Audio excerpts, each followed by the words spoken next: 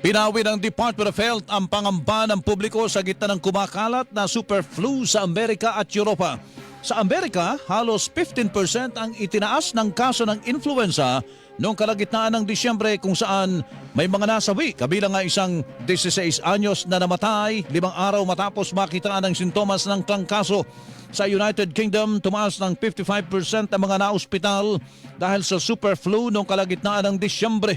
Ayon sa mga eksperto, dominant strain na H3N2 subclade K ang natukoy na super flu na mas delikado dahil bago ito sa immune system. Kinumpirmahan ni Health Secretary Teodoro Herbosa na may naitalang kaso ng mga super flu sa bansa noong nakarang taon at lahat ay gumaling na. We've actually detected about July, August, about 17 cases that were determined to be of the new subclass of the super flu. All of them have recovered. Sa ngayon, walang bagong kaso na naitatala sa bansa pero paalala ng DOH sa publiko, kung masama ang pakiramdam ay magpahinga na lang sa bahay.